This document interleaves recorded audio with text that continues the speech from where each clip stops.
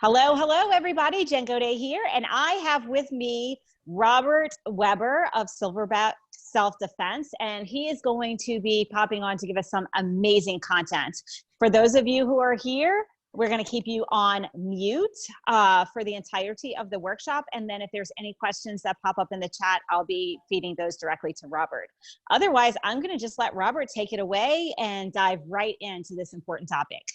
All right. Thanks, Jen. Hey, guys.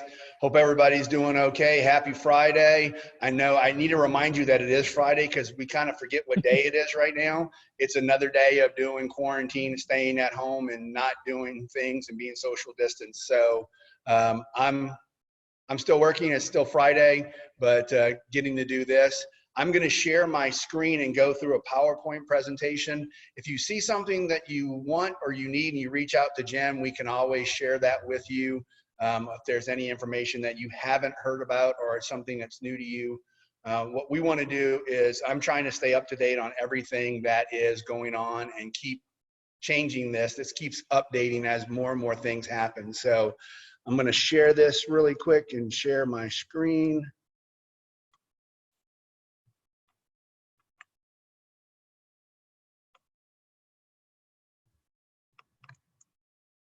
All right, so we're talking about coronavirus scams and how to keep you safe in these uncertain times. Just a little bit for your audience, Jen, for anybody who doesn't know who we are. We are a professional self-defense company, provide training in multiple areas. We bring on-site customized self-defense training to you. One of the things pre-corona we were doing is we would go to companies and train their employees on-site on hand-to-hand training. We also do firearms training and personal protection products. And so right now we're doing lots of Zoom calls and we're doing a lot of private training, but no really group. We don't have any group training going on, but we've been in the self-defense industry for the past 20 years and we have been going through and doing this. And so today, one of the things I want you to think about is, even though we're stopping our everyday life, crime's not going to stop. Criminals still have to find victims. They're still going to find victims.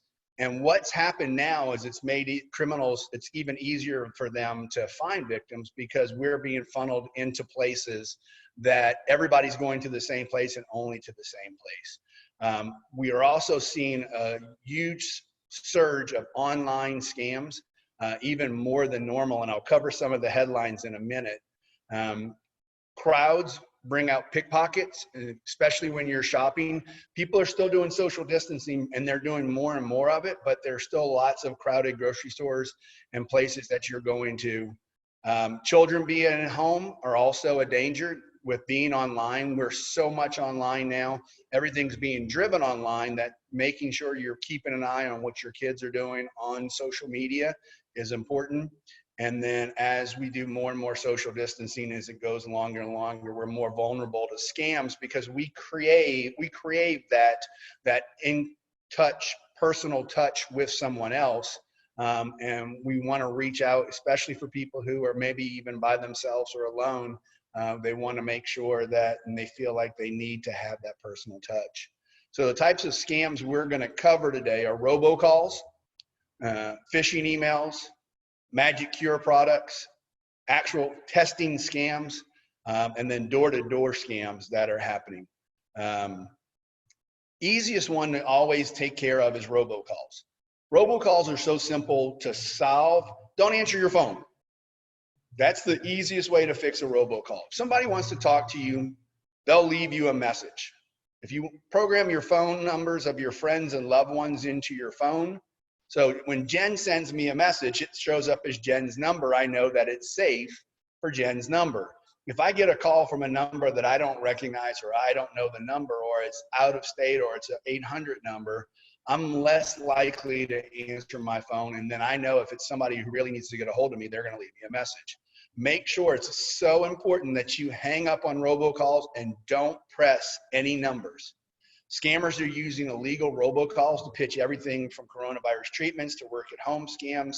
The recording might say that pressing a number will allow you to speak to a live operator or remove you from their call list. but it will lead to more robocalls. It will not remove you. It will show that it's a good number and that you're willing to take another step. And so you want to make sure that you don't actually engage anything with robocalls. You can block them. Most carriers now will allow you to block a number, but they use the robo dialer, so it's really not helping you. But if you feel like that is something good you can do, then go ahead and do that. If you receive calls, emails, or other communications claiming to be from the Treasury Department or offering COVID-19 grants or stimulus payments in exchange for personal financial information or advance fee of any kind, including purchase of a gift card, please don't respond. These are scams. This is right off of the FBI's website, that people are wanting the stimulus check so bad that they're falling victims to somebody saying, hey, we can get this for you ahead of everybody else. Or we can put you at the front of the line for this small fee. And we want to make sure. So if you feel like you've been a victim of this already, contact the FBI at ic3.gov so that scammers can be tracked and stopped. One of the things I want to make sure, and I think I talk about it on another slide, is that always double check. It's .gov for anything. It's never .com, never .org, never .net, never .anything else. Government.gov, that's the government. .com. So I saw a story of a person who was applying for an SBA loan, and they went to SBA.com. That is not a secure site. That is not a government site. That is a company. And they gave all their information to that company. SBA.gov is where you go for the SBA. So just that. So here's a couple of headlines that I've seen. Google says it saw more than 18 million malware and phishing emails this past week. 18 million on top of the more than 240 million daily spam messages it sees related to the coronavirus. So almost 300 million malware and phishing emails went out through Google. They're watching what's going on. And so you can imagine the reason why these happen is because people are falling for them. The FTC says something around 20 million people have fallen victim of a scam. Scammers have already making off with millions of dollars. One of the biggest things they're preying on is the stimulus checks. And then there's an estimate that Americans have lost 13.4 million to fraud already linked to COVID-19. So in case you don't know what a phishing email is, phishing email means that it's a fraudulent email that they want you to click on a link. They want you to give them your information. They want you to be able to interact with them so that way they can gain your personal information. Watch for emails from the CDC or from experts saying they have information. The most up-to-date information is at the Center for Disease Control and Prevention and at the WHO. So don't respond to text and emails about checks from the government. The details are still being worked out. We already know that this is passed. Money's coming now. People are getting their money. Don't click on links from sources you don't know. They could download a virus onto your computer. That's malware. When you click on a link from somebody you don't know, you're getting they could be installing malware. Email scams will look like they come from companies you know and trust. Criminals make them look very, very real. Keep your computer virus and operating system up to date. If you don't have a virus software, you can get great virus softwares. Make sure they're up to date and you're doing your installs. And then the same thing for your operating systems on your computer, tablet, or phone. When you have somebody pushing an update, make sure you're taking advantage of it because the companies are trying to make sure that they're protecting you from all these different things. I talked about the URLs already, .gov and not .com, .org, or .net. I'm going to give you a couple of examples of phishing emails that have made kind of the rounds. This is one that's coming out as a text message. Someone who you came in contact with tested positive or has shown symptoms. Recommend you self-isolate, find out more information at COVID19anon.com. So as soon as you see that, you need to realize that that's a scam. That's not coming from a government entity. That's coming from somebody who wants you to click on that link. This has been floating around for quite a while, but you need to make sure you understand it's going out in mass, millions of them. Facebook, a lot of us are on Facebook. Dear user, your Facebook account must be confirmed today in order to avoid disabling. Looks like it came from Facebook until you look in the actual link up at the top and you realize that it's not coming from Facebook. It's coming from an opt-in link for you to opt into something, and they want your information. Netflix, please update your payment details. Looks like it comes from Netflix. It's got Netflix logo on it. It's got Netflix information on it. It looks like it's Netflix. This is a scam. This is a scam for you because they know that everybody is on Netflix right now. Everybody wants to watch about the Tigers and who's getting eaten and who's doing what. I haven't seen it. Everybody else in my family has watched it. I haven't watched it, but you need to make sure you understand why are they playing on Netflix, because they know emotionally right now you're going, oh my gosh, don't turn my Netflix off. I need to see what's going on in the next episode of this. And so make sure. I could not find the one that was really disturbing from Wells Fargo. Not Wells Fargo, the company, but a scam for Wells Fargo that it looks really, really, really like it's from Wells Fargo. And you need to make sure, don't give them any of your information, especially if they're not your bank. You shouldn't be giving them any information. Magic cures. The FTC and the FDA, there are no cures right now. There's no cure. You know, you can see all the things that are going on, that they're trying to get products and stuff out, but you need to make sure that you understand, don't buy something that you think is going to cure the coronavirus online because you're seeing something for it. So offers of vaccinations and home test kits, vaccines, pills, potions, lotions, lozenges, all of those, make sure that you're not doing that. The FDA has no authorized home test kits as of right now. If you are buying something online, make sure you know who you're buying from. Great example right now is one of the biggest scams that's going on with this is face masks. The mask where people are saying, hey, we can get you the N95 mask, and they will never wind up coming. You'll never get a refund for it. But think about stuff that's high in demand that you're trying to go out and order on Amazon. Price gouging is happening where people are charging an enormous amount of money, and you can just, if you can wait it out, wait it out. But know that you shouldn't be buying anything to try to cure this, and see a doctor if you're looking for a way to treat any symptoms. Again, when I did this originally, there weren't any testing sites in Houston. Now there are drive-up testing sites. Here's the key to this. You have to drive to them. Don't let somebody tell you that they'll come to your home to test you. Please don't answer your door for somebody you don't know. One of the big things that's happening is you're seeing people who are going door to door trying to convince people to pay them for coronavirus testing.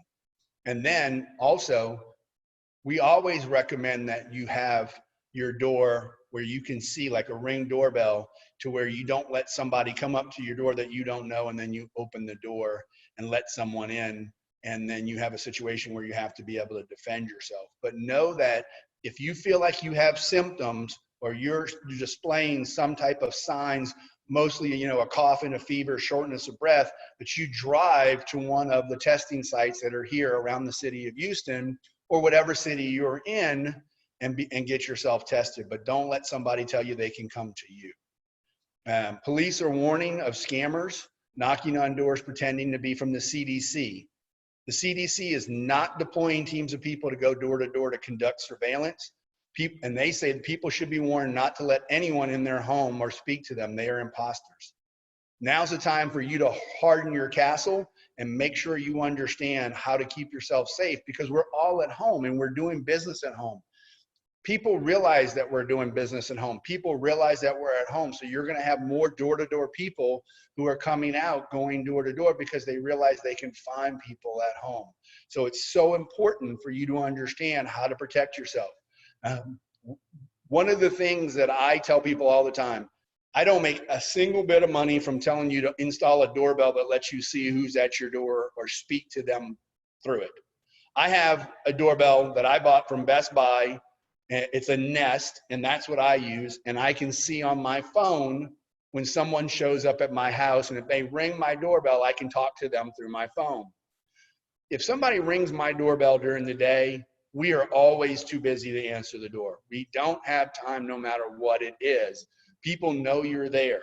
You want to make sure you can have that conversation safely without having to open your door. Install outdoor and indoor cameras to help you see what's going on around your house. If you don't have a security system, you want a security system, my friend Rocky Martinez at Hawk Security will hook you up and make sure you're safe. They do a great job on making sure you have that. Keep your bushes trimmed to give you the best view outside your door, especially if you have some kind of camera or doorbell. If your bushes are blocking your view of what's going on, it makes it difficult. Reinforce your doors. Make sure you can't have someone kick them in. Door Devil is a great product. Again, I don't make anything from Door Devil. You can harden your door, make it harder for somebody to kick in. This is one of the hard ones right now, especially if you have kids at home and you're going in and out. Keeping your doors, your exterior doors, your garage doors that are attached, locked. Because here's what's happening. People are moving in and out of their house all day long with their kids. They're doing school, they're going to places, they're going outside, they're letting the dogs out, and then they forget to lock their doors. We had a neighbor right down the street who left their garage door open all night because they had been doing something. They went inside and then they forgot about it. Next morning, their garage was still open. Fortunately, nothing happened, but chances are if your garage door is open, your door to your home from your garage is probably still unlocked, and then that's a point of entry for somebody. So making sure that as you're moving in and out and working around your house, that you're keeping your exterior doors and your garage door locked. In person, the term social distancing is new to most people, but not to us. And if you've trained with us, you understand we've practiced social distancing for a long time. When we're in public, we want to make sure our social distancing is our personal space bubble. And the more in social you are, the larger your personal space bubble should be. Big things to do still today. Number one in public, get off your phone. You make yourself an easy target by being on your phone because you're distracted. As you're moving, keep your eyes up and be scanning as you're moving. Not looking down, not being distracted. Be aware of your surroundings and what people are doing. People are doing crazy things right now. People are fighting over toilet paper. I saw a fight the other day that broke out in a store because somebody wanted something the other person had. There was just a report of a man choking a teenager because he felt like her and her friends were not social distancing enough, and he got upset with her, and there was a confrontation, and then he wound up choking her to the ground. Because people are still so charged, whether in every direction. You're seeing more and more protests now. So be careful when you're out and about. Keep a larger than normal personal space bubble around you as you're moving. And then most important, as you're moving, have your keys ready. Be prepared to get to your car, get in your car. One of the big conversations we're having about this is, do you know when you get in your car, what's the first thing you do after you turn the car on? Do your doors lock automatically, or are your doors unlocked until you engage your car in the drive? So pay attention to your routines. If your doors don't lock automatically, you're sitting in a running car with your door unlocked, you become a target for somebody who's watching you and observing you. So make it a habit to sit in your car, turn your car on, and then automatically lock your doors. So that way you have a thought process about that to keep you safe. We believe you should carry personal protection products. Always be prepared. It's better to be prepared. Get a personal protection product that you want to carry and you're willing to carry. Get training on that and then train with it. Train some more. We believe there's 5 levels of personal protection. 1 is a Kubotan. It's a stabbing device. So something that goes on your keychain. My keys are in the door right now. 2 is pepper spray. 3 is a stun gun. 4 is a knife. And then 5 is a firearm. So you go from non-lethal to lethal, and everyone has a difference of what they're willing to carry.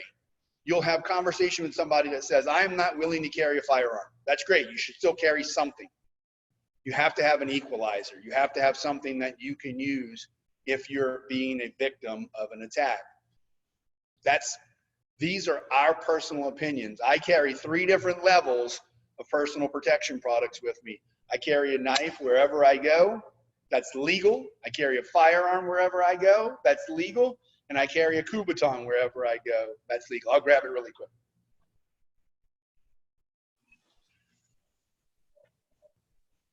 We used to tell people to put your car keys between your fingers. That's my car key. That doesn't work very well for self-defense. So this is a stabbing device that goes on my keychain. I can hold this in my hand. Someone's coming up to grab me. I can stab them, create pain. This will go through the top of a paint can. It's non-lethal.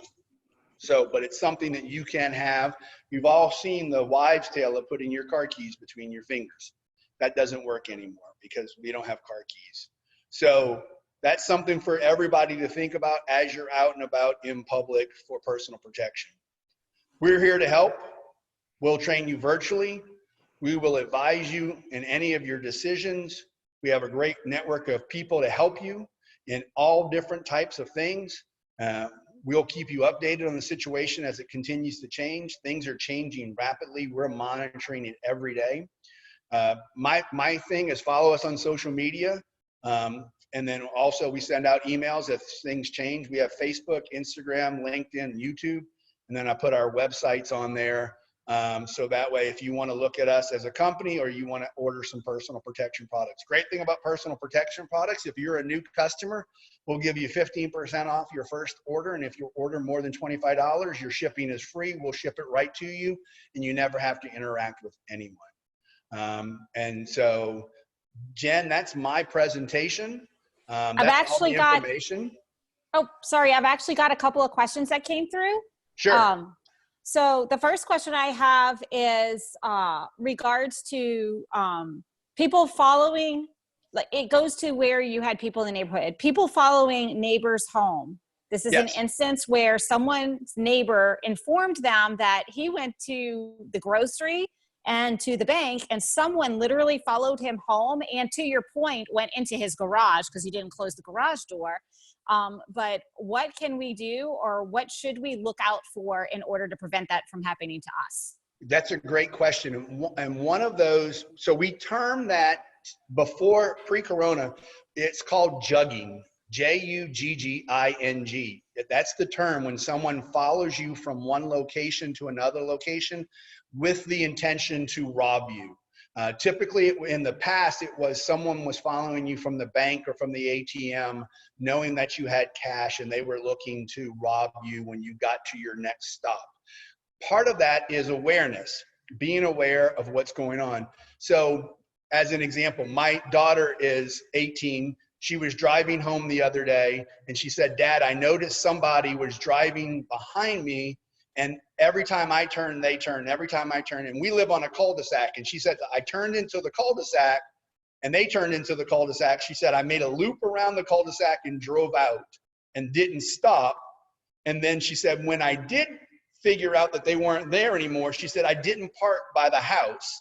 She said, I parked down the street from the house so that way they wouldn't recognize where my car was and put it to the house. And she said, then I walked back to the house. So it's a little bit of awareness. Now, here's the thing. My big thing is awareness is the key of noticing somebody's behind you that the car doesn't look like it belongs where you are. Most of us know our neighbors, know the cars that are there. So if something's out of place, recognize that.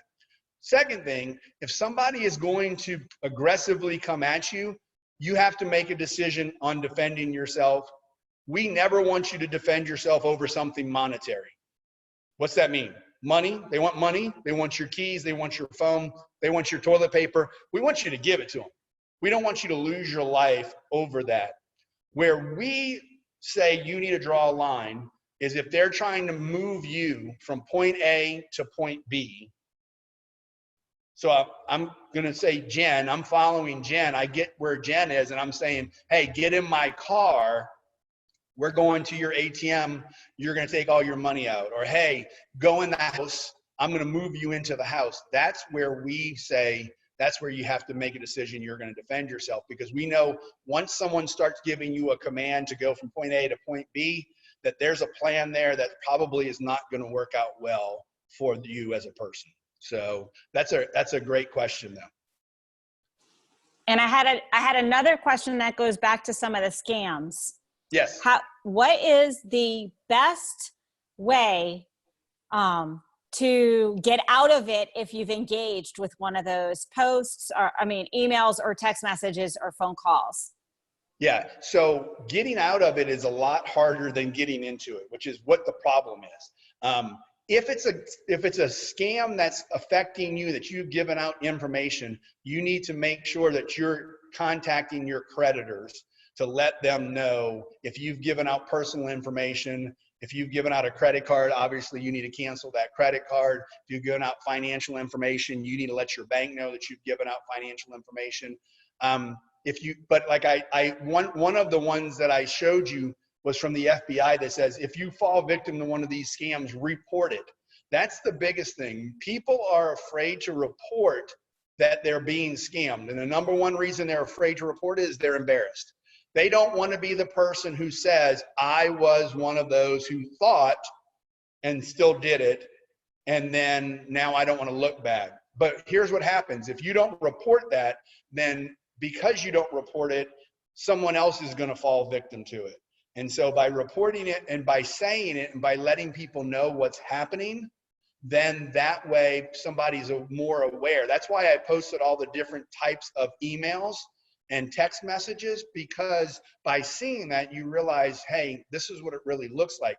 I can't tell you, I could do a whole thing on the messages that I get on a daily basis that are scams, because people are out there finding creative ways. So I want to go back, make sure, contact your bank, contact your credit union or your credit card, contact anything where you've given out any personal information. Make sure you're doing credit monitoring. A lot of companies today will do credit monitoring for free. So you can see if there's ever a change, and then you can get your credit for free.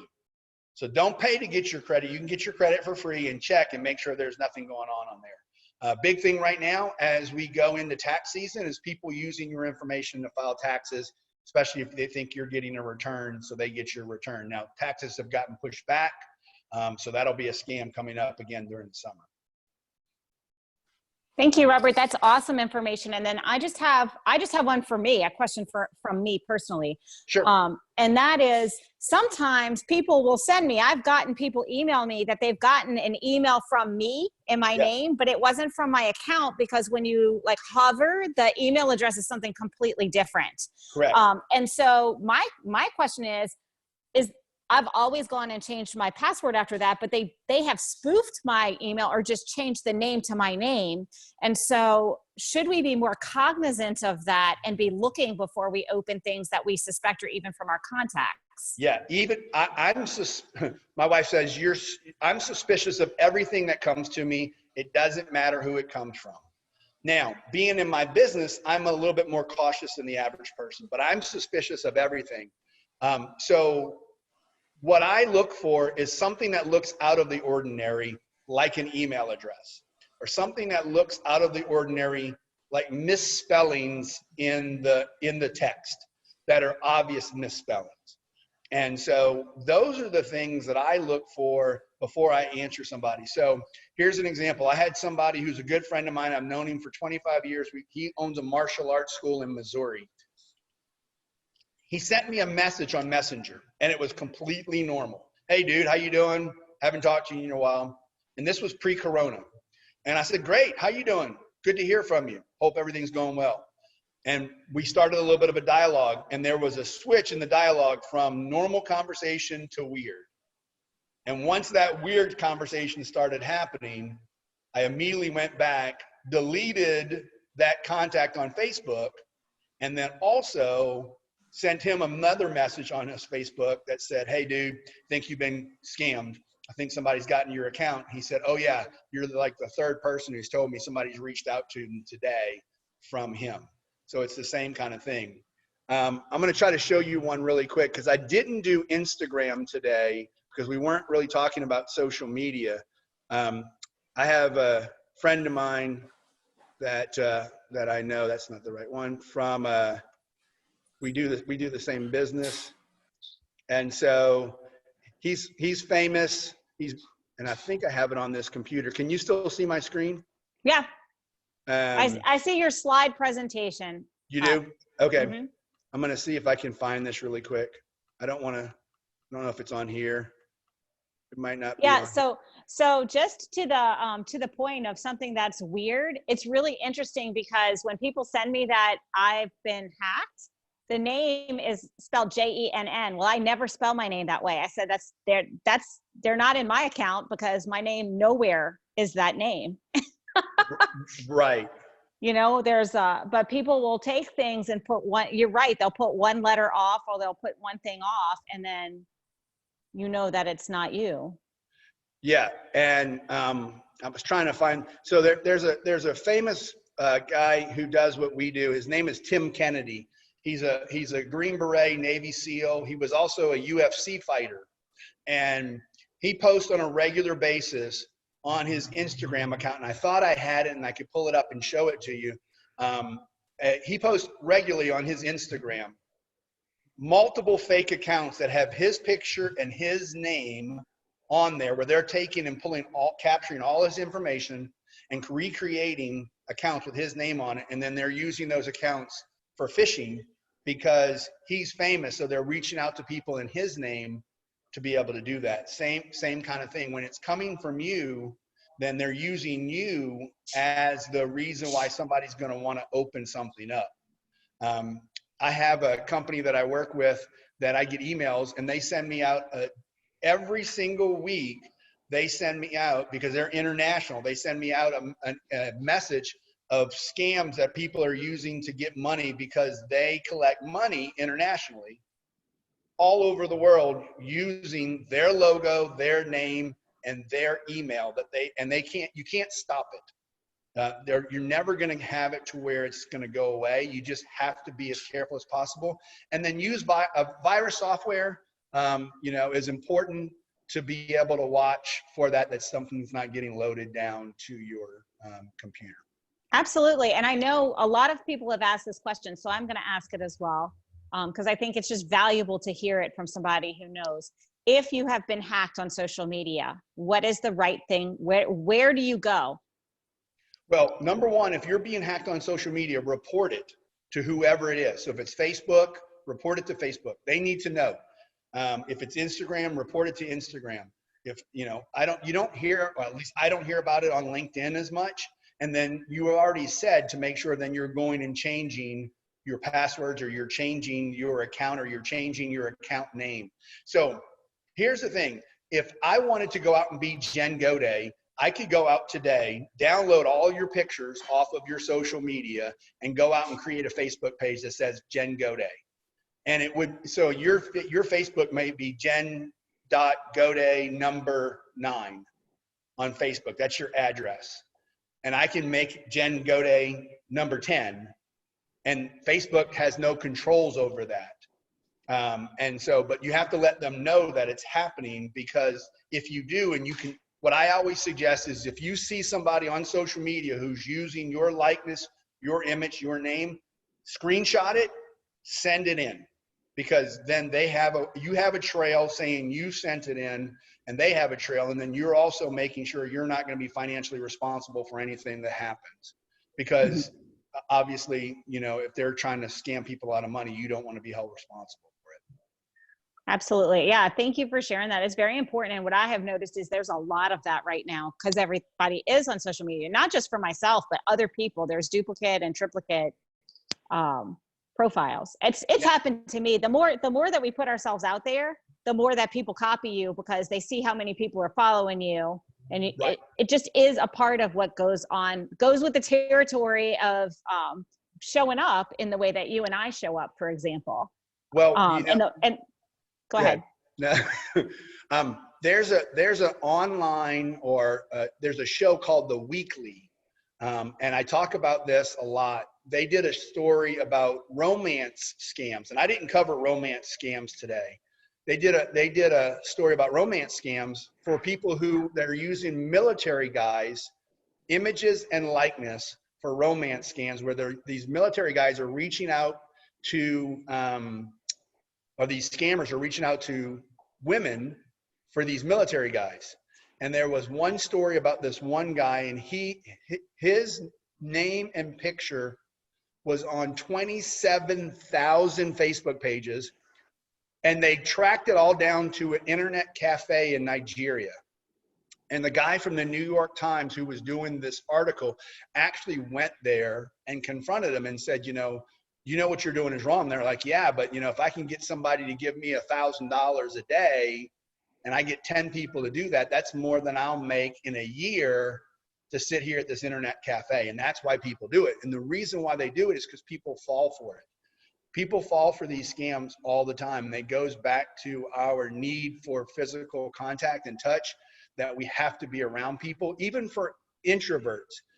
You have all these introverts who are saying, oh, I'm so glad I get to stay home. I'm so glad I get to stay home. I don't have to have any contact. But we still crave that contact. Even as an introvert, you need to be able to have that. And the longer we are, then the worse it is. Oh, absolutely. And so do you have any advice because eventually reintegration is going to happen and we're going to stop sheltering in place. Yes. Being in your industry and being very familiar with scams and safety concerns, do you have anything that you would like to share about as we start to reintegrate, things to really, really be hyper vigilant or aware about? Well, and that's a great question because, again, there's a report that I posted on my Facebook page that they've been reporting that violent crime has gone up 20% in Houston since we started the shelter in place. And I think you're going to see when we unshelter, you're still going to see a surge in crime because you're going to have people all out and about wanting to gather together and do stuff they haven't been doing. That's when it's very important for you to go back to where we had those personal space bubbles.